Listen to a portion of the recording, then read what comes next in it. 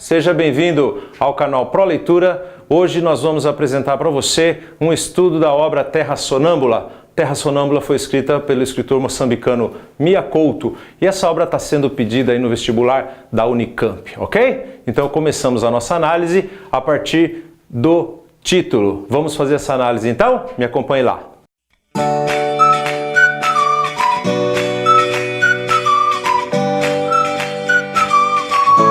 Muito bem, estamos aqui com o nosso primeiro slide.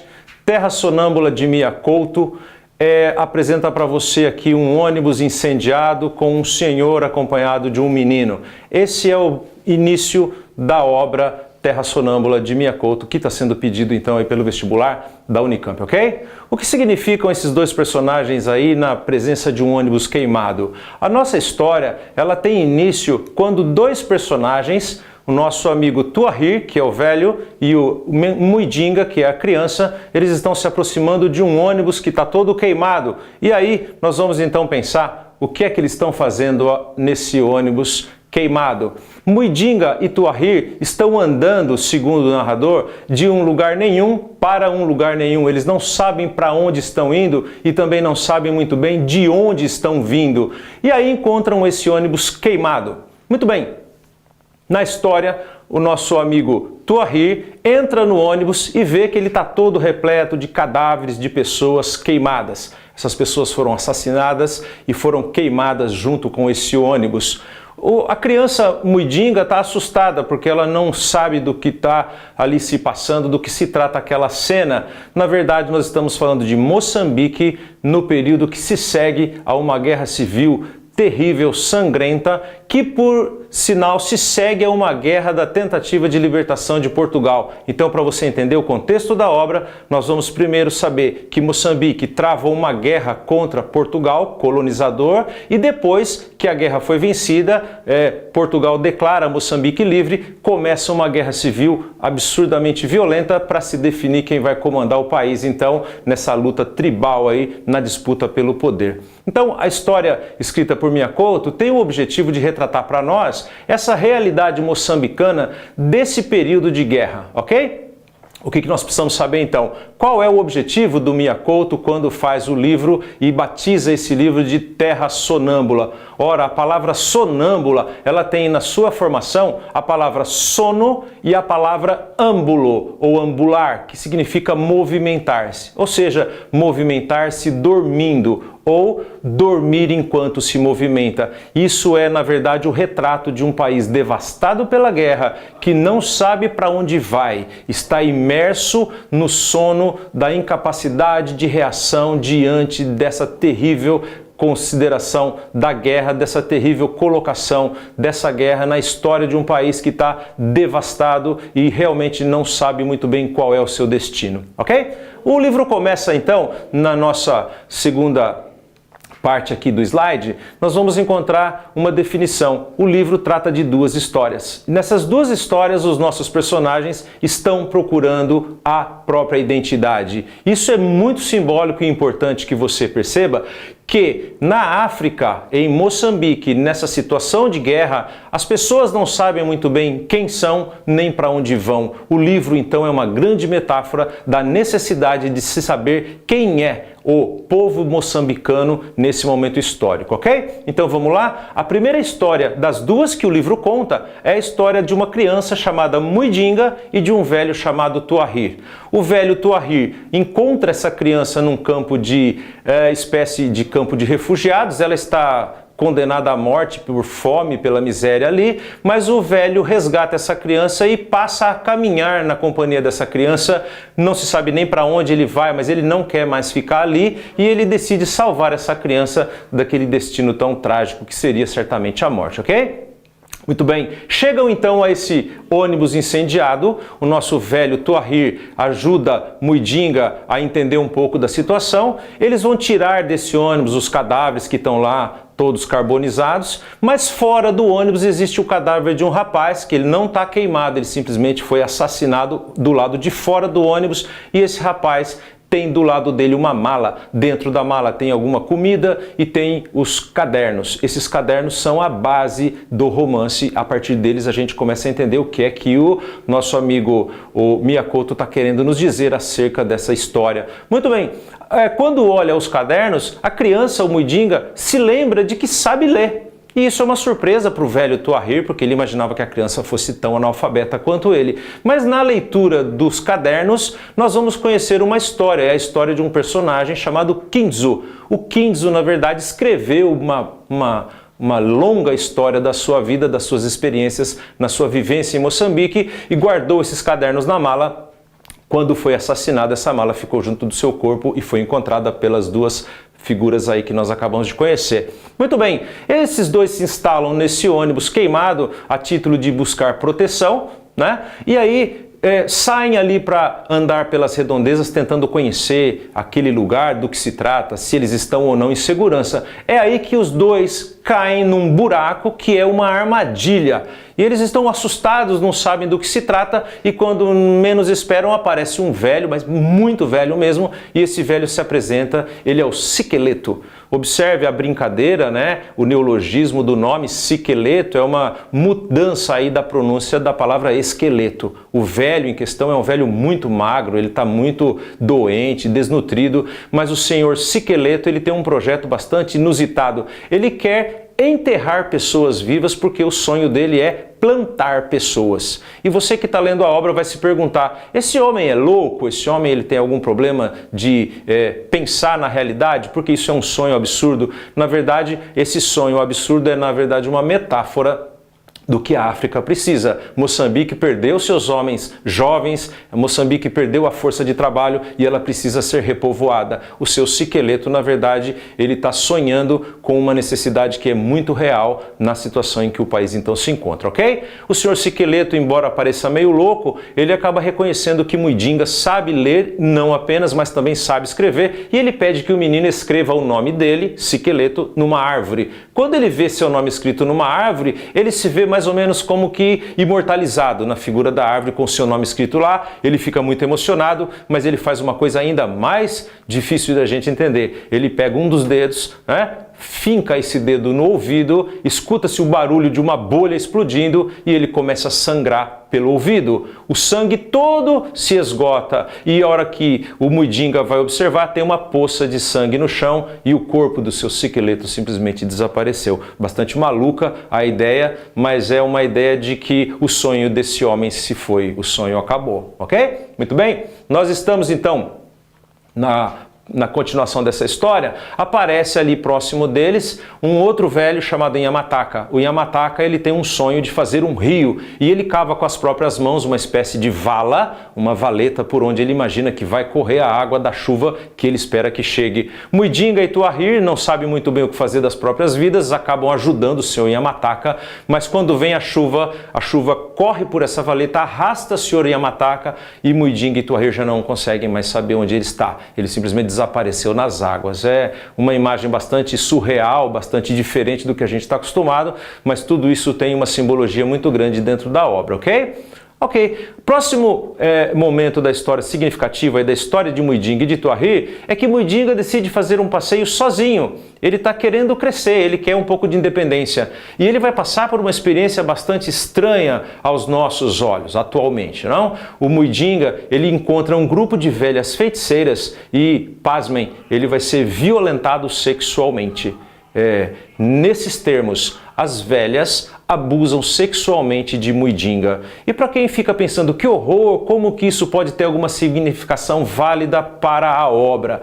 Ora, não se esqueça, Mujinga é uma criança e o estágio de amadurecimento da criança para a idade adulta envolve a sexualidade. Na verdade, as velhas feiticeiras não abusam sexualmente dele para buscar o próprio prazer, mas sim para forçar o crescimento dessa criança para o mundo adulto e de modo que ele seja útil para a sua sociedade como homem e não mais como criança.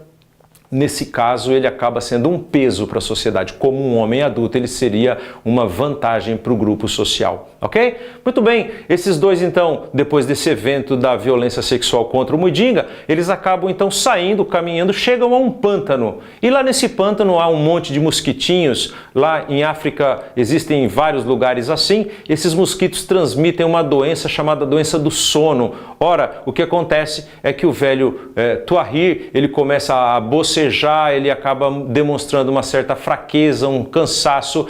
O senhor Tuahir, ele está doente. Muito bem, chegam então, caminham mais um pouco, chegam até uma margem de um rio e lá está um barco. Nesse barco está escrito Taimo. Taimo é o nome do pai do personagem Kinzo, que eles encontraram lá próximo do ônibus incendiado no início da nossa história. Já falamos dele para você, ok? Muito bem. Mudinga não sabe muito bem o que fazer, mas a pedido de Tuahir, coloca o velho deitado nesse barco. E o velho diz, deixe que eu vá agora cumprir o meu destino, seguir a minha viagem. Vamos verificar aí uma referência ao Caronte, o deus da mitologia, que atravessa as almas para o mundo dos mortos. Na verdade, o velho Tuahir, ele vai morrer a bordo desse barco, mas ele está à deriva nesse rio e, portanto, ele vai encontrar-se com aquilo que é o desconhecido. O futuro desconhecido dele, na verdade, é a morte. O nosso amigo Tuahir entende que já cumpriu o seu trabalho de resgatar essa criança e ele vai morrer em paz. Na verdade, diz o nosso autor, né? Cheio de infinitas fantasias, ok? Aqui acaba para nós a história do nosso Mudinga e do Tuahir. A gente vai para a segunda parte da história, ok? No nosso slide de número 5, você vai verificar que iniciamos aqui a história de Kinzo. Quem é Kinzo? Kinzo é um jovem de Moçambique que decidiu contar a própria história através de uma narrativa pessoal sobre as aventuras que viveu. E se você achou que a história do Mudinga e do Tuahir contém elementos surreais, se prepare porque a coisa vai ficar muito mais complicada aqui. Kinzo é um personagem bastante mítico nessa nossa narrativa e nos seus cadernos ele vai contar a sua história, tudo que ele viveu e andou em Moçambique até finalmente chegar até o ônibus incendiado onde ele foi assassinado, ok? O pai do Kinzo é um pescador e além do Kinzo tem outros filhos. Um dos filhos, o mais novinho, chama-se 25 de junho, uma data prevista para a libertação de Moçambique, obviamente coincide com o fato histórico real, ok? O pai, com medo de que essa criança, o 25 de junho, fosse sequestrado pelos exércitos inimigos, pela guerrilha. Na África é muito comum isso, as tribos sequestram filhos de pessoas de outras tribos e transformam essas crianças em soldados da guerrilha, uma situação bastante degradante para as crianças que são inseridas no mundo de violência extrema, ainda muito jovens, ok? O Kinzo, na sua adolescência, ele tem um amigo que é um indiano chamado Surendra Vala e para gente que não conhece a cultura africana, é bom saber que os indianos sofrem em África um preconceito terrível por conta de sua origem. Os africanos têm contra os indianos algumas restrições muito severas, inclusive proibindo que os filhos tenham amizade com esses imigrantes, ok? Por julgá-los inferiores em alguns aspectos da sua vida social, da sua religião e coisas do tipo, ok? Bom, o Kinzo não se importa com o preconceito, ele é amigo do Surendra, ele acaba ficando nessa amizade, conhecendo uma história bastante interessante. O Surendra diz que foi salvo uma bela época lá que ele foi atacado por ladrões. Ele diz que foi salvo por um guerreiro Naparama. E a gente vai ficar a esperar um pouquinho para saber o que é esse guerreiro Naparama, que passa a ser o sonho do Kinzo, ser um guerreiro Naparama, ok? Muito bem, nós estamos então continuando a história do Kinzo. O pai de Kinzo morre e ele decide realizar o sonho que é viajar sozinho, independente, conhecer o mundo, conhecer ali o seu país e aprender coisas novas. O Kinzo então com o seu barco, ele vai remando lá e tal, chega até uma cidadezinha costeira chamada Mati-Mati. Nessa cidade ele encontra o que seria lá um administrador dessa cidade, o senhor Asani, né? e acontece que ele, lá nessa cidade, ele é informado de que um navio naufragou na costa. Esse navio está repleto de alimentos e as pessoas têm ido lá, ele não está todo submerso, é possível retirar desse navio alimentos, porque ele está com um buraco no casco, e então Kinzo decide que ele vai até esse navio para buscar um pouco de alimentos. E aí começa uma aventura bastante interessante. Kinzo, ao se aproximar do barco, ele vê que tem uma fogueira em pleno mar, uma fogueira lá queimando na noite. Parece como que uma sinalização estranha, não há uma explicação no romance para isso. Ele continua remando e desaba uma tempestade.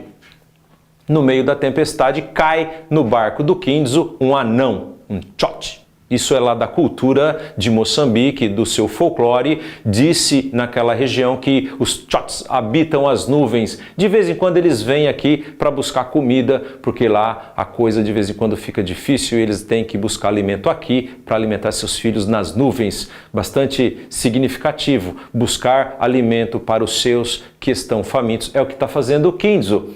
Quando ele chega no navio, lá no barco que está afundado, ele encontra uma moça que se apresenta como sendo Farida e do nada eles acabam ficando juntos, tem uma noite de amor e isso vai ter uma significação bastante grande na obra, ok? Bom, quem é a Farida? Há um flashback nesse momento. Nesse flashback nós conhecemos que a Farida, por uma questão de cultura, né, ela é considerada uma filha amaldiçoada porque ela é uma filha que tem uma irmã gêmea. Quando ela nasce, são as duas irmãs e a tradição do local diz que uma delas deve ser assassinada.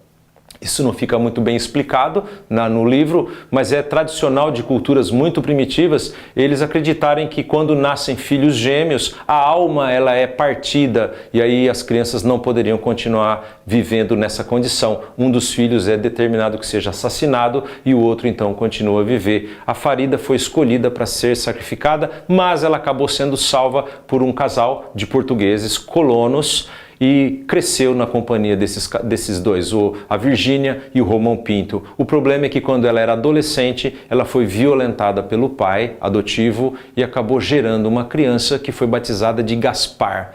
Gaspar, pela sua condição de bastardo, ele foi entregue a uma espécie de abrigo para menores sem pais. Farida então desaparece do cenário e só volta agora nessa história do navio, quando ela encontra o Kinzo e os dois acabam tendo uma noite de prazer. Ela não tem notícias dos filhos, ela não sabe onde está o filho dela, o Gaspar, mas ela pede ao Kinzo que faça um esforço. Se ele puder ajudá-la a achar essa criança, ela vai ficar muito agradecida, ok? Muito bem, Kinzo em Matimate, retornando à praia, ele conhece um casal, a Carolinda e o Estevão, né? O Estevão é o administrador aí. A mulher do Estevão, que é essa Carolinda, ela acaba se apaixonando pelo Kinzo, o seduz e tem com ele também uma noite de amor. O curioso é que depois de fazer amor com Kinzo, ela faz para ele um pedido: nunca se encontre com uma moça chamada Farida.